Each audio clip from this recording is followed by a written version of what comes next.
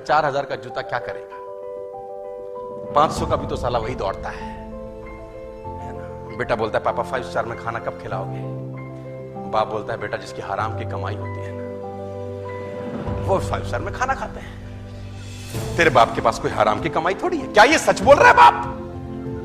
अपनी नाकामयाबी छुपाने के लिए ये ड्रामा अपने बच्चों के सामने 90% भारतीय करते हैं।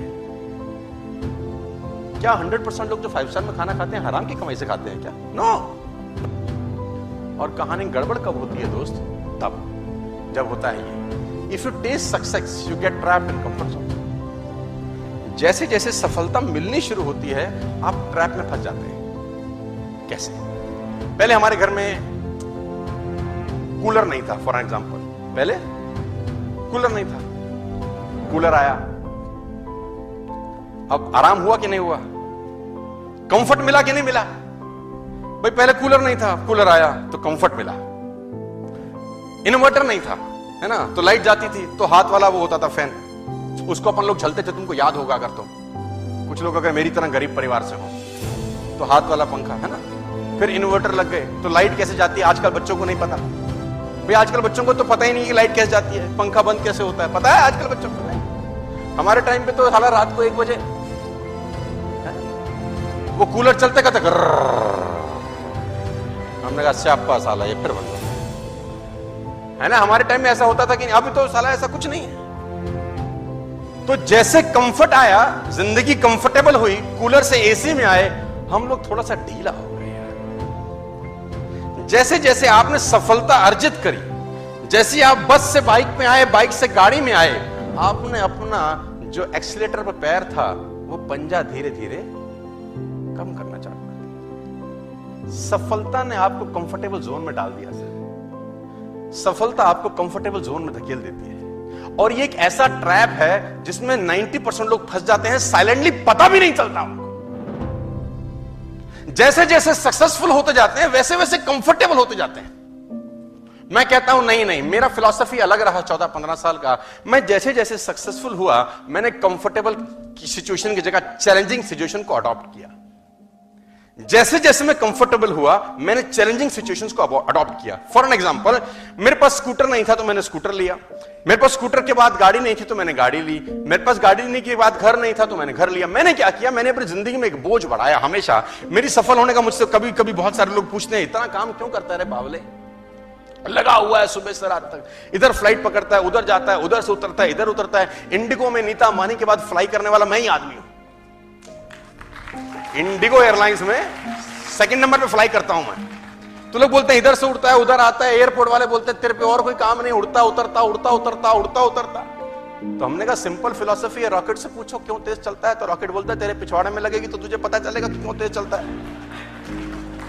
रॉकेट से पूछो, जहाज पूछता है उससे कि तू इतना तेज, उसने बोला तेरे पिछवाड़े में लगा आग तो तू भी हमसे तेज चलेगा।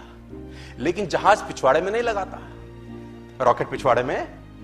तो पिछवाड़े की आग को मैं बोलता हूं liabilities. Take some liabilities in your life my dear friends. ये अपने आप आपसे काम कराती है। आज तुम्हारे पे 2 लाख रुपए की EMI हो खाली, बस तुम्हारा बाप भी नहीं सोएगा रात। हाँ, रात भर नींद नहीं आएगी, साला पैसा कैसे आएगा, पैसा कैसे आएगा, खोपड़ी चलेगी कि नहीं चलेगी।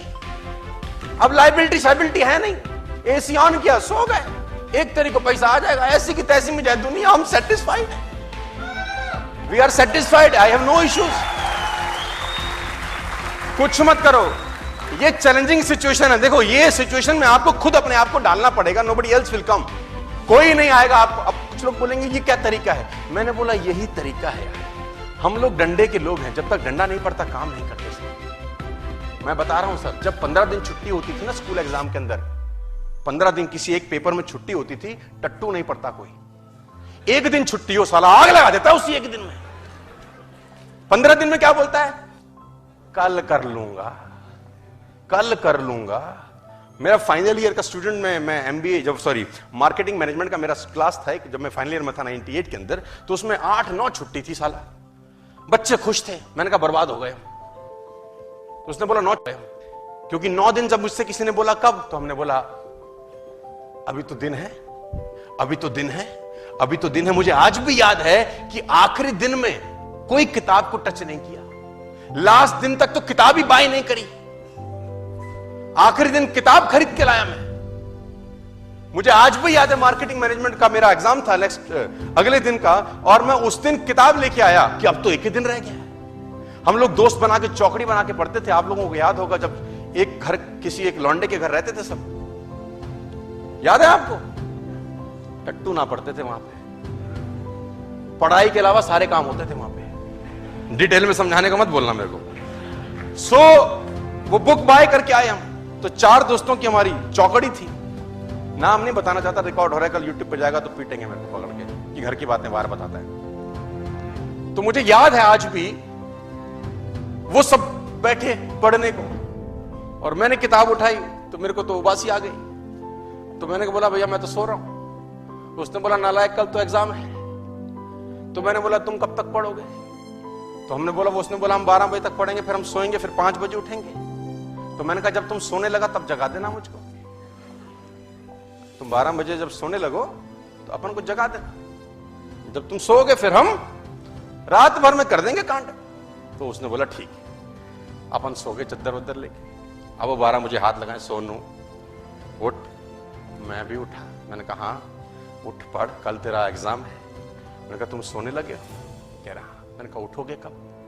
बोला 5 बजे। तो मैंने कहा हम भी साथ उठेंगे, 5 बजे उठेंगे और पढ़ेंगे फिर। तो बोले हरामखोर मरेगा। तो हमने कहा अब सोने दे, अब टेंशन मत दे। सो गए। 5 बजे का अलार्म लगता था, टू टू टू टू टू टू टू टू आवाज आती थी, इतनी गंदी आवाज थी। आपको याद है? साला दिल करता था बम लगा दूं उसके अंदर में। उस आवाज ने दिलो दिमाग पे ऐसा आतंक मचा रखा था। अब 5 बजे वो अलार्म बजे, अब ये सब उठे। मेरे को उठाया, सोनू उठ, तू उठ। मैं भी उठा। मैंने कहा हाँ। कह रहा पढ़ ले, हम रिवीजन कर रहे हैं। मैंने किताब उठाई 5 बजे। मैंने कहा जब पूरे साल कुछ नहीं हुआ, अगले 2 घंटे में क्या उखाड़ लेंगे हम, सो जा।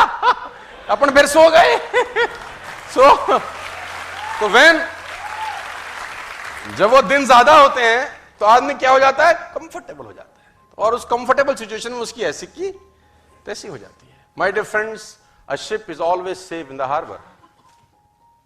पानी का जहाज हमेशा सुरक्षित बंदरगाह पे होता है, लेकिन वहां रहने के लिए बना नहीं है यार। पानी का जहाज बंदरगाह पे ही सुरक्षित होता है, दुनिया कहती है, लेकिन वहां रहने के लिए बना नहीं है। रहने के लिए कहां बना है? समुद्र के अंदर जाए, तूफानों से लड़े, लहरों से लड़े, अटखेलियां खेले, जहां जाना है जाए, लौटे लौटे, ना लौटे ना लौटे, लेकिन एटलीस्ट जिसके लिए बना है उसके लिए तो जाए। कंफर्टेबल लेकिन कहां है? बंदरगाह पे। उड़ने वाला जहाज कहां ज्यादा सुरक्षित है? एयरपोर्ट पे। कोई तकलीफ नहीं है। जेट एयरवेज के खड़े हैं, मैं देखता हूं, कोई तकलीफ नहीं है साला। लेकिन क्या वहां रहने के लिए बने थे क्या यार? हां जी। वो आसपास की एयरलाइन जाती होंगी तो मुंह चढ़ाते होंगे उसको साले को, हम फिर गए, तू साले यहीं रहे। तो बहुत सारे लोग ऐसे हैं जो आपकी सामने से टेक ऑफ कर जाएंगे, आप अगर एयरपोर्ट से उड़े नहीं तो यार। तो टाइम है आपका कंफर्टेबल सिचुएशंस को छोड़ देने का और आगे बढ़ जाने का। मेरी आपसे बड़ी सिंपल सी गुजारिश है, जो मैं आपको 11 कमांडमेंट्स बताना चाहता हूं। उसमें पहला कमांडमेंट यह है कि कोई आदमी आपकी जिंदगी नहीं बदलेगा आपके अलावा। आपके पैर का कांटा आपको ही निकालना पड़ेगा। इस दुनिया में किसी को तकलीफ नहीं है तुम पे पैसे हो कि ना हो, तकलीफ सिर्फ तुमको ही होगी, और वो तब होगी जब आप कंफर्टेबल लेवल को तुरंत आज ही